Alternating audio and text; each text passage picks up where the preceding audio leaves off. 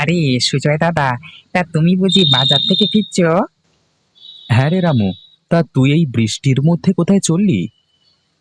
কোথায় আর যাবো দাদা, এই বাজারের দিকেই যাচ্ছি।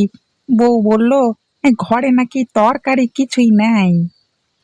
ও, তাহলে আর কি, যা বাজার থেকে কিনে বাড়িতে তাড়াতাড়ি ফিরে যা। আকাশের যা অবস্থা, মনে হচ্ছে বৃষ্টি আজ আর থামবে না। তা দাদা, বাজারের তরি তরকারির দাম কম না বেশি দাদা? আর বলিস না রে, এই বৃষ্টির মধ্যেও যে তরকারির এত দাম, গায়ে হাত দেওয়া যাচ্ছে না। বলো কি, এত দাম? হ্যাঁ, হবে না? মাঠঘাটের অবস্থা দেখেছিস? চারিদিকটা বৃষ্টির জলে থই থই করছে। তা তো। গিন্নি, বাইরে যা বৃষ্টি হচ্ছে, তাতে আজকে হোটেলে মনে হয় লোকজন আসবে না। হ্যাঁ, তা তুমি ঠিকই বলেছ। ওই হোটেলের টাকা দিয়ে সংসারটা চালাই। এখন যদি বৃষ্টিতে হোটেল বন্ধ করে রাখতে হয়, তাহলে কেমন করে চলবে বলো তো? কি আর করবা বলো, ওইদিকে যে বৃষ্টির জন্য ছেলেটার কাজ কামও বন্ধ হয়ে গেছে। হ্যাঁ, ও যদি একটু কাজ করতো, তাহলে তো আমার আর চিন্তা করতে হতো না। বাবা, ভাত হয়ে গেছে, চলুন খাবেন। আর মা, আপনিও চলেন। তা কি রান্না করলে? ঘরে তো কোনো তরি তরকারি কিছুই ছিল না। ওই পুকুর পাড়ে দেখলাম কত সুন্দর কচুর শাক হয়েছে, তা তুলে নিয়ে এসে ভাতে দিয়েছি। তা বেশ বেশ, রামু এখনো বাড়িতে আসে নাই? না বাবা, ও তো এখনো আসে নাই। ছেলেটাকে নিয়ে আর পারি না। ওকে নিয়ে যে আমি কি করব, কত করে বললাম মাঠের কাজ বাদ দিয়ে আমার সাথে হোটেলে কাজ কর। কে শোনে কার কথা? হ্যাঁ বাবা, আমিও তাই বলেছি। এখন তো বৃষ্টির জন্য মাঠের সব কাজ বন্ধ আছে, ও কাল থেকে আপনার সাথে হোটেলে কাজ করবে। আচ্ছা ঠিক আছে, এখন তাহলে চলো, গরম গরম কচুর শাক দিয়ে ভাত দাও তো দেখি দুটো, পেটে চালান করি। হ্যাঁ মা, চলুন। বাবারে বাবা, তরি তরকারির যা দাম, তাতে তো দেখছি না খেয়ে থাকতে হবে। এইভাবে চলতে থাকলে তো না খেয়ে মরতে হবে। আরে আরে, কত চিংড়ি মাছ! আগে তো খেয়াল করিনি। আমাদের পুকুরে এত চিংড়ি মাছ হয়েছে। চাই চাই, গিয়ে কিছু চিংড়ি ধরি। হ্যাঁ, রাতে বউকে বলবো কচুর লতি দিয়ে চিংড়ি চচ্চড়ি করতে। হেভি খেতে লাগবে।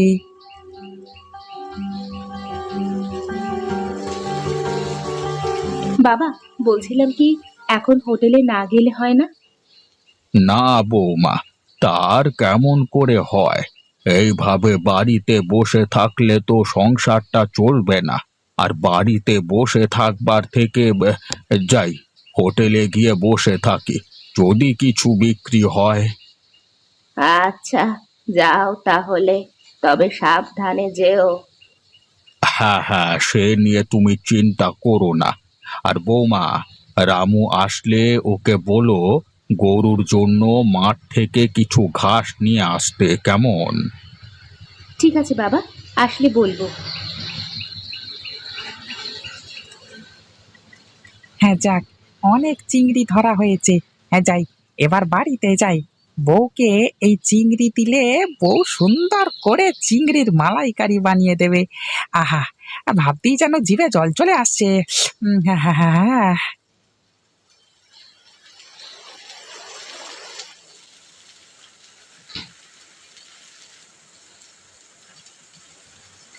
কি গো, তোমার আসতে এত দেরি হলো কেন? আরে সেটা পরে বলছি, আগে ধরো তো, এই চিংড়ি মাছগুলো ধরো। ও মা, এ তো চিংড়ি! ওগো, এত চিংড়ি মাছ কেনার টাকা কোথায় পেলে গো? আরে চিংড়ি কিনতে যাব কেন? এই চিংড়ি মাছ তো আমাদের পুকুরে হয়েছে। বলো কি, আমাদের পুকুরে এত সুন্দর চিংড়ি হয়েছে। হ্যাঁ, তাই তো দেখলাম। বৃষ্টির জলে কিভাবে পুকুর ছেড়ে উঠে আসছিল গো। দাও দাও, এখন এই চিংড়িগুলো নিয়ে গিয়ে রান্না করি। হ্যাঁ হ্যাঁ, তাই করো। আর আমি দেখি গরুর জন্য কিছু ঘাস নিয়ে আসি।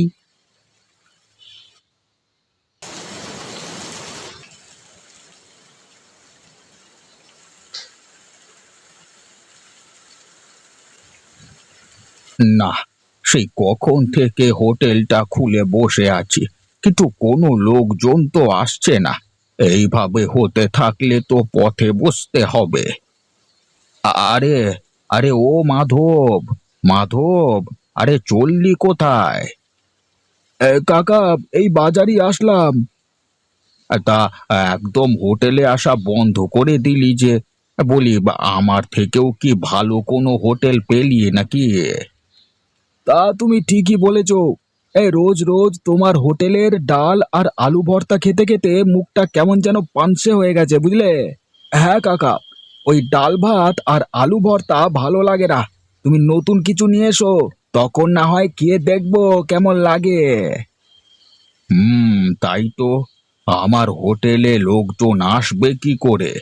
আমি তো রোজ রোজ আলু ভর্তা আর ডাল ছাড়া কিছুই রান্না করি না। হুম এই বর্ষার দিনে আমার নতুন কোনো কিছু রান্না করতে হবে।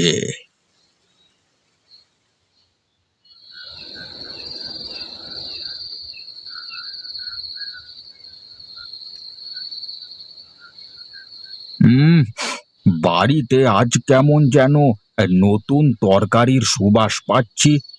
বৌমা, আজ কি রান্না করেছো? এত সুগন্ধ ছড়াচ্ছে। আহা, কচুর লতি আর চিংড়ি চচ্চড়ি। কই কই, দাও দাও। হ্যাঁ, আমার যে আর তর সইছে না।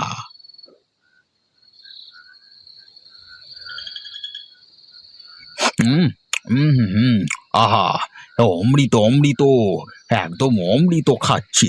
কি স্বাদ! আহা, সেই স্বাদ লাগছে গো। বাবা, এই চিংড়ি আমাদের পুকুরের চিংড়ি। আজকে বৃষ্টিতে চিংড়িগুলো ডাঙায় উঠে এসেছিল। বলিস কি, আমাদের পুকুরের চিংড়ি? আগে তো জানতাম না যে আমাদের পুকুরে এত সুন্দর চিংড়ি হয়েছে। আমিও তো জানতাম না। ভাবছি বাবা, এই পুকুরে তো এত চিংড়ি হয়েছে। তুমি বরং কাল থেকে কচুর শাক আর চিংড়ি এই হোটেলে বিক্রি করো। তাহলে মনে হয় কিছু কাস্টমার হবে, বুঝলে? হ্যাঁ, তুই ঠিকই বলেছিস। কাল থেকে আমার হোটেলে বিক্রি হবে চিংড়ির চপ, চিংড়ির মালাইকারি, তার সাথে অনেক কিছু। হ্যাঁ বাবা, আর এই সব কিছু করতে আমি আর আপনার ছেলে সাহায্য করব। তাহলে আর কি, হয়েই গেল। আহ?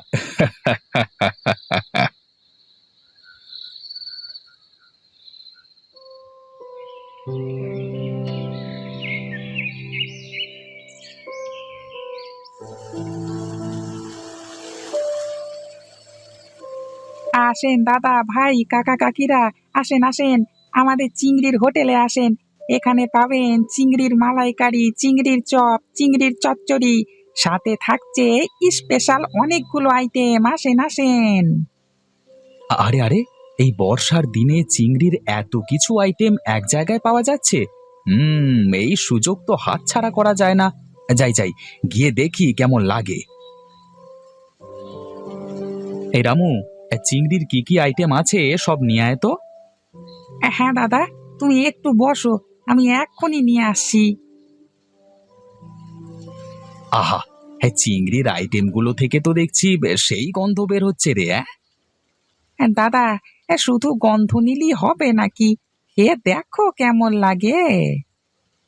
হুম, আহা, সেই স্বাদ। সত্যি রামু, চিংড়ির তরকারিগুলো যা হয়েছে না, সত্যি বলতে অমৃত। এই বর্ষার দিনে দিনে বৃষ্টির মধ্যে চিংড়ির এতগুলো আইটেম একসাথে পাবো ভাবতেও পারিনি।